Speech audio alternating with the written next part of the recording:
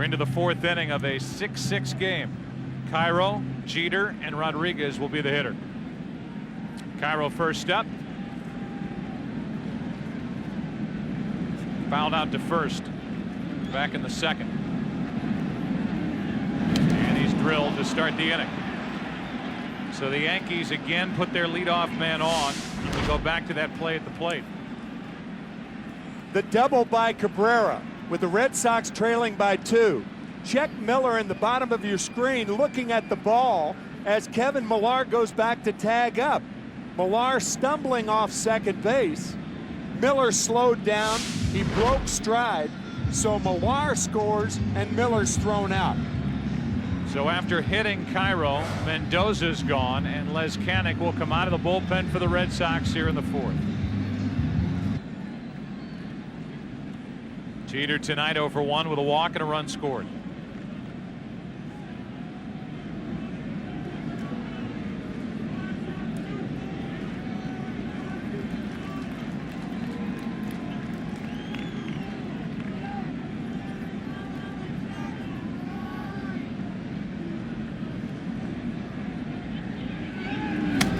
And that one almost hit Jeter.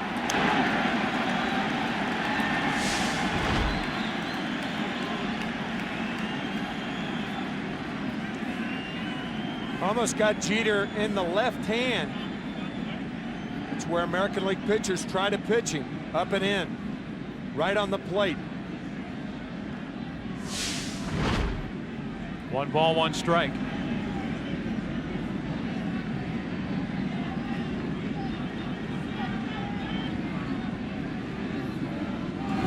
That's into right field. Nixon. Nice catch. 1 on, 1 out. That if you hold up one, the trail runner thinks you're holding up him too. As it stood, he waves Millar on. Millar scores, and Miller taking that sign. There's no way they're so close together. You can't wave one guy and stop the second one. Alex Rodriguez at the plate now, 1 on, 1 out.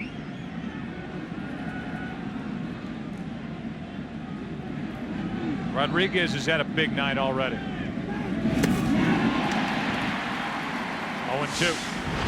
Here's the tail end. You see how closely the runners are trailing one another. Millar scoring, and Posada with the play and a tag on Miller. What a goofy game. It really is. A 6-6 score. The Yankees have had to use Brown, Vasquez, and they've had Loaiza getting loose. The Red Sox, Arroyo, Mendoza, now Les Canick, and they've even had Wakefield up throwing. And now they have more action in their bullpen right now. And it's Tim Wakefield who's supposed to start tomorrow. The 0-2. 1 ball, 2 strikes.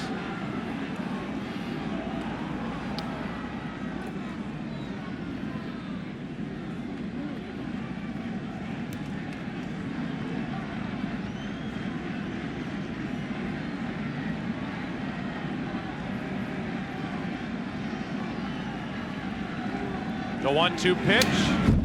Rodriguez, what a swing.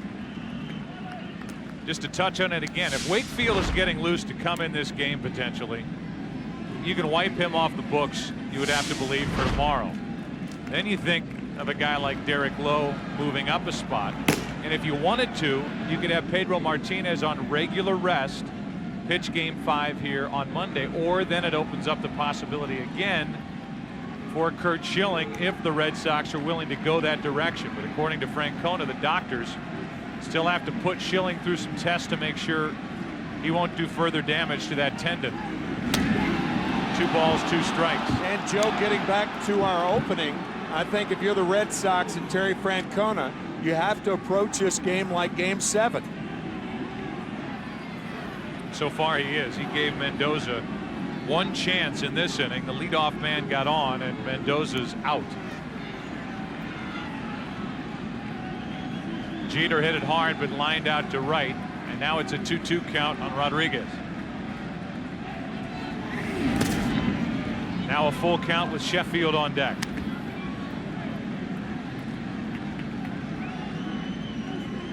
The Yankees during the regular season won 101 games. The Red Sox finished 3 games behind them with 98. They went face to face, head to head all year long, and here they are with the Yankees up 2 games to none in the ALCS, trying to regain the lead here in game 3. Cairo's running. Ball 4 is low, and it's 2 on with 1 out here in the 4th. Now it's 2 on with 1 out for Sheffield, who's 0 for 1 with a walk and a run scored. Ball 1 outside. Yeah, not a good matchup for Leskanic. At lifetime, Sheffield is .471 with 2 home runs.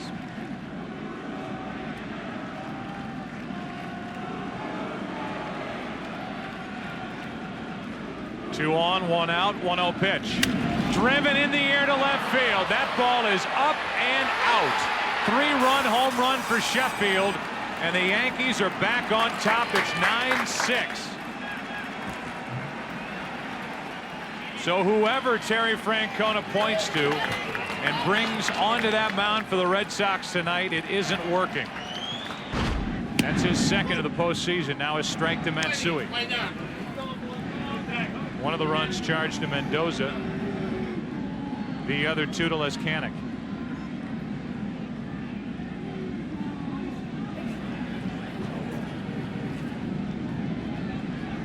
The 0-1, Matsui takes the ball.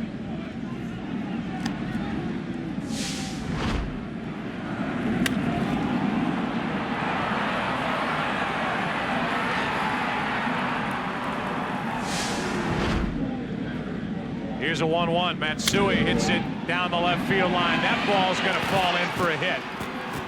Matsui will dig into second, and the Red Sox cannot figure out Hideki Matsui. A pair of doubles and a 2-run homer. Bernie Williams, the first hitter to greet Tim Wakefield. And 1 pitch, a pop-up over to the right side for Millar. 2 out here in the 4th. We talked to Terry Francona prior to last night's supposed game 3 start. We were rained out. We said, well, what about being at home? He said, well, the first thing is we get to bat last. That's good. And that statement was never more true than tonight with this back and forth that they've got going with the Yankees. The Yankees play keep away. The Red Sox had a short-lived 4-3 lead.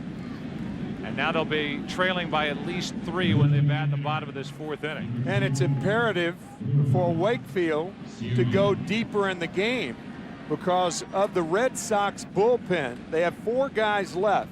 2 left-handers, Alan Embry, Mike Myers, who are both pitch for 3 to 5 outs. And then Mike Timlin and Keith Folk, who do about the same. And the point is, we're only in the 4th inning. A strike hits the inside part to Sierra. Ruben has doubled and struck out.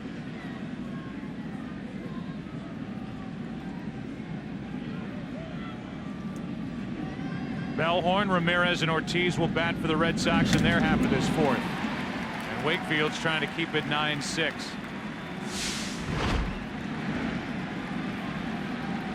Knuckleball, really a misnomer. It's thrown with the fingertips.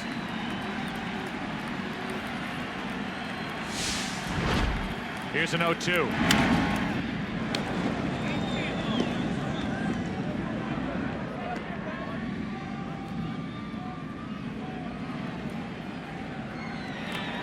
Sierra 3 out of 14 this postseason. Looking for his 2nd hit of the night. 8th man to bat in the inning. 1-2.